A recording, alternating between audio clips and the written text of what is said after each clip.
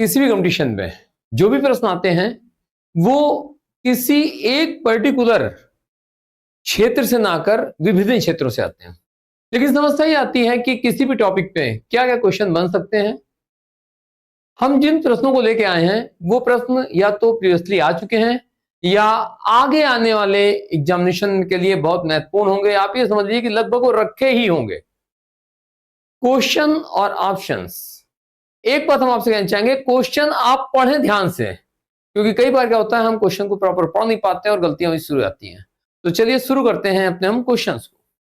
पहला क्वेश्चन जो हमारा है वो है संविधान सभा का प्रथम अधिवेशन कब प्रारंभ हुआ था। ठीक है ना, संविधान सभा का प्रथम अधिवेशन कब प्रारंभ हुआ था, तो ये है आपका 9 दिसंबर। ठीक है ना, 9 दिसंबर 1946 को संविधान सभा का पहला अधिवेशन आरंभ होता है। ठीक है ना, नेक्स्ट क्वेश्चन। बहुत हड़बड़ाने की आवश्यकता नहीं है क्योंकि इन प्रश्नों को इसी तरह से पॉइंट वाइज हम लेके चले आ रहे होंगे। किसी एक प्रश्न में बहुत सारे प्रश्न भी हम नहीं जोड़ रहे होंगे। चलिए, गवर्नर जनरल की कार्यकारिणी में नियुक्त प्रथम भारतीय सदस्य कौन थे? आंसर आपका है सत्येंद्र नाथ सिन्हा। ठीक है, सीधे सीधे क्वेश्चन पे हम बात कर रहे हैं। भी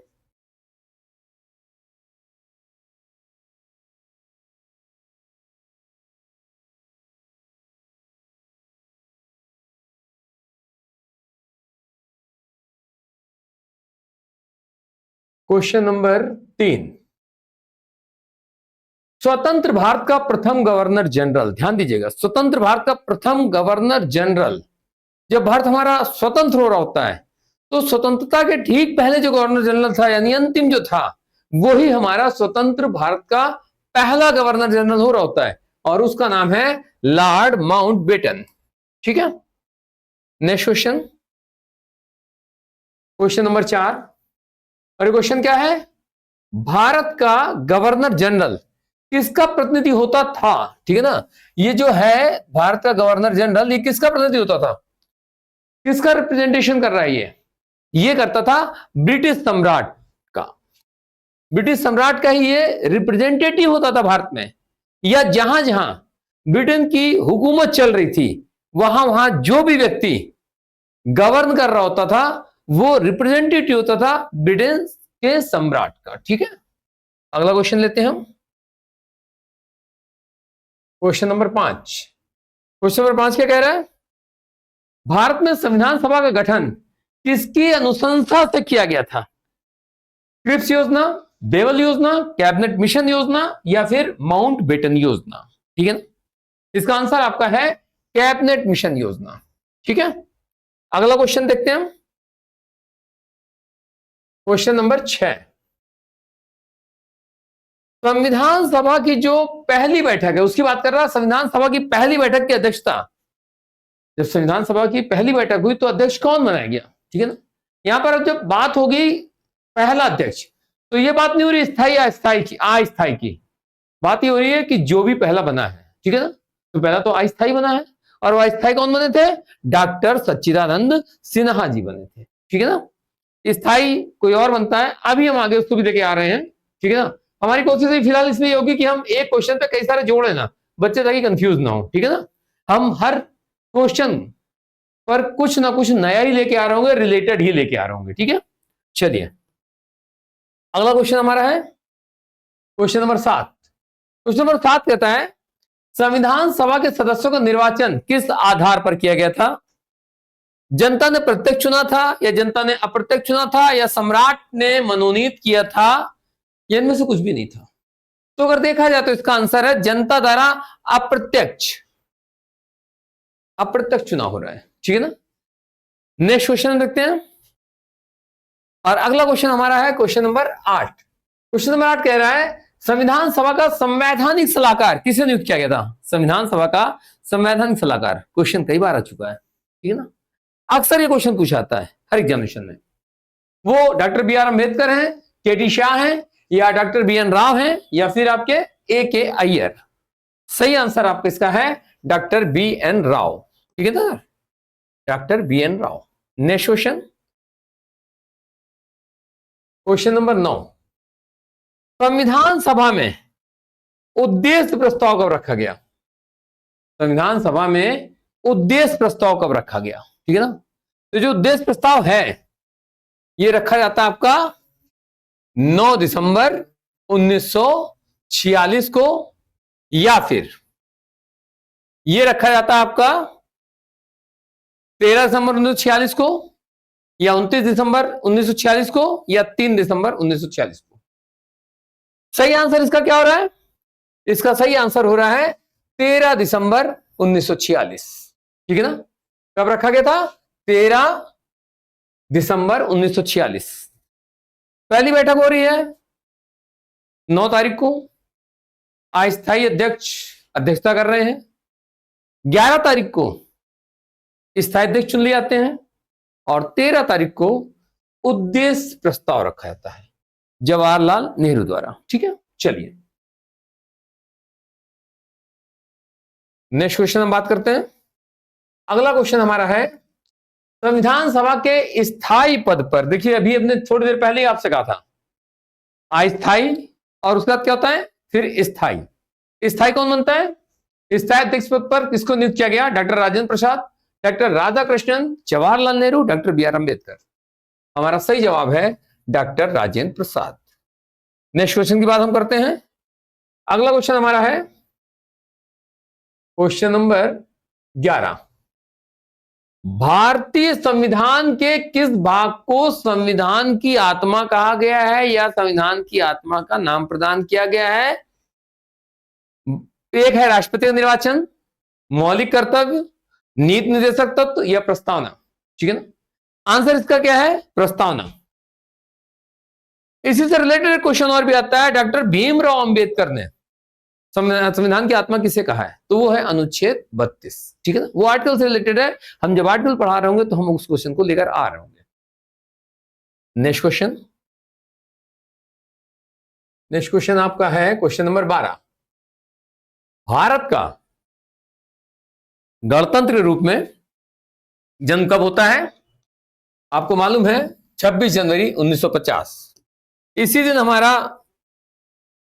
संविधान लागू हो गया पूर्ण रूप से। ध्यान दीजिएगा, पूर्ण रूप से। क्वेश्चन थोड़ा सा चेंज होके आएगा भी, आगे वो भी क्वेश्चन मिलेगा आपको।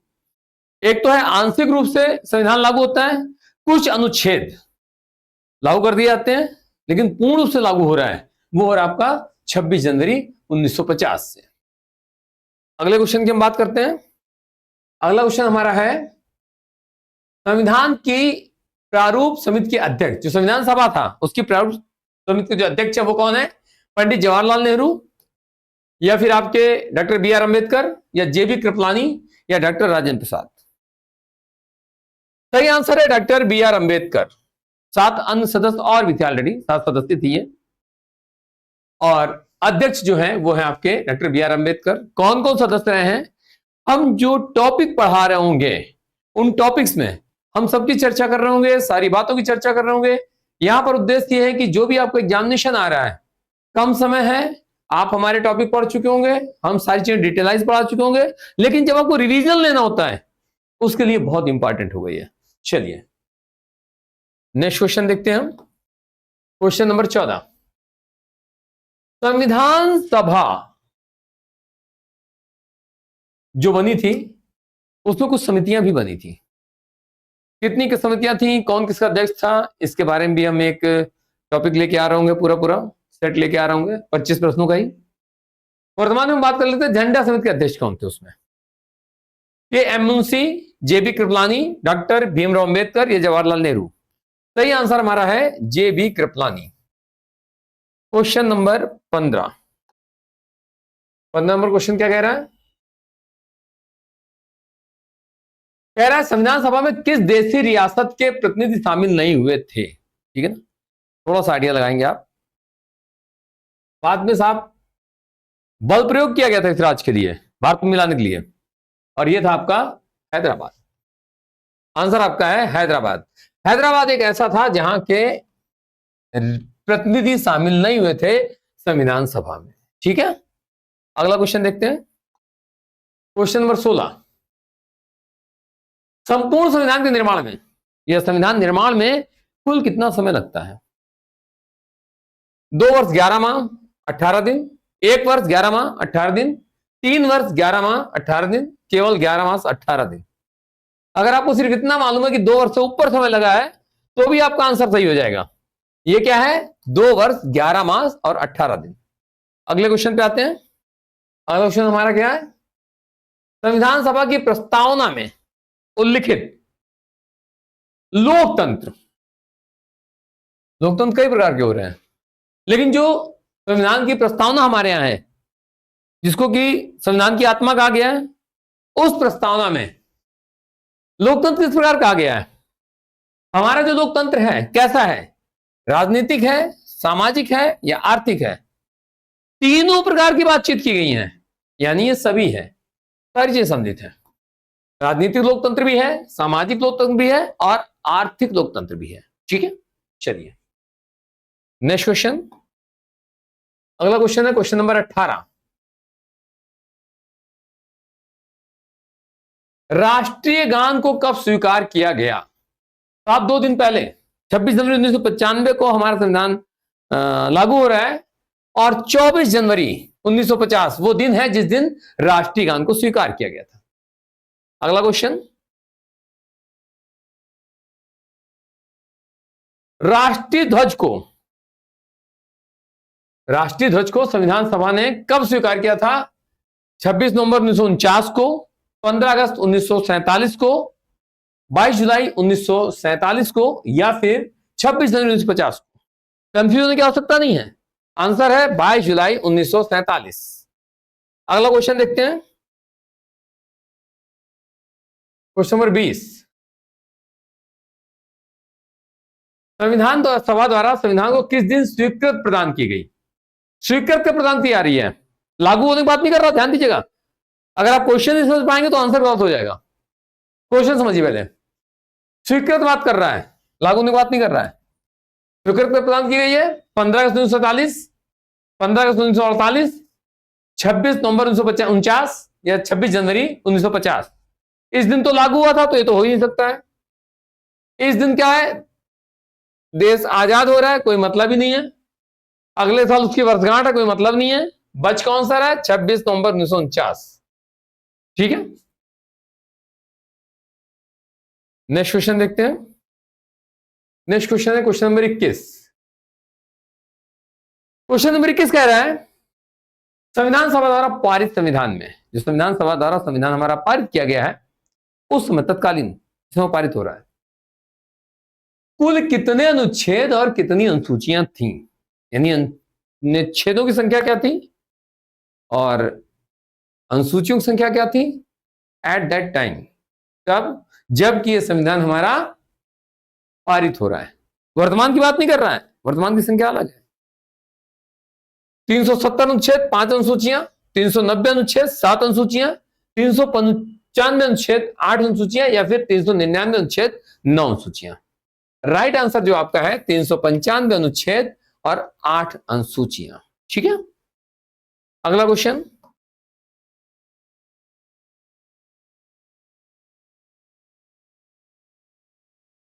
भारतीय संविधान पूर्ण रूप से किस दिन लागू हुआ था? मैं हमने आपसे कहा था, एक तो स्वीकृत प्रदान की गई है, अब लागू पूर्ण रूप से बात कर रहा है, तो पूर्ण रूप से ये डेट है आपकी 26 जनवरी 1950।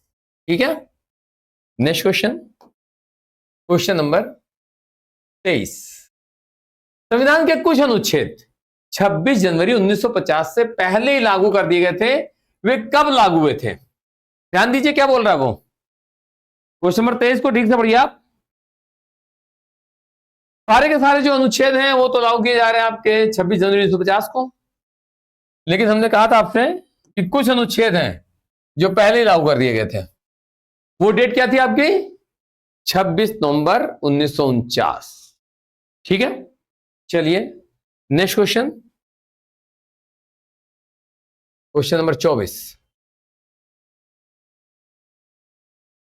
संविधान सभा का भारतीय गणराज्य की अंतरकालीन संसद के रूप में कब आविर्भाव हुआ, कब उदय हुआ? ठीक है ना, तो जिस दिन हमारा संविधान लागू हुआ था पूरी तरीके से, उसी दिन यह स्थिति आती है, यानी आंसर हमारा होगा 26 जनवरी 1950।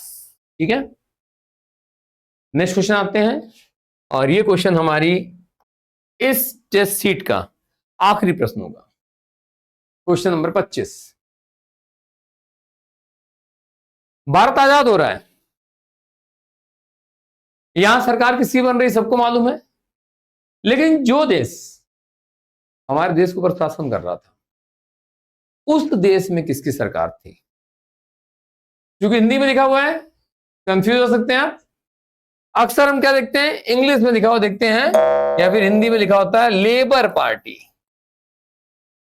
ठीक है ना, लेबर यानी कि मजदूर, ठीक है ना, तो ये मजदूर दल था उस समय।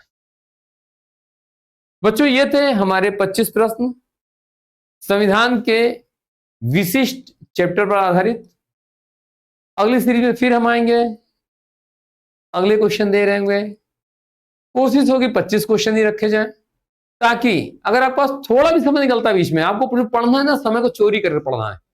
जैसे ही कहीं भी मौका मिले, थोड़ा समय 15-20 मिनट 25 मिनट आप उठाइए और एक सेट आप लगा दीजिए। आपको 2-4 बार करना पड़ेगा, क्वेश्चन सारे के सारे दिमाग पे छप चुके होंगे, कोई किताब पढ़ने की आवश्यकता नहीं होगी। छोटे मोटे एग्जाम तो आप चलते फिरते निकाल रहे होंगे, बाकी जो हमारा अपना सोचना है, हम बड़े एग्जामिनेशन के लिए भी इसी प्रकार की टेस्ट सीरीज लगातार लाते रहेंगे। थैंक्स।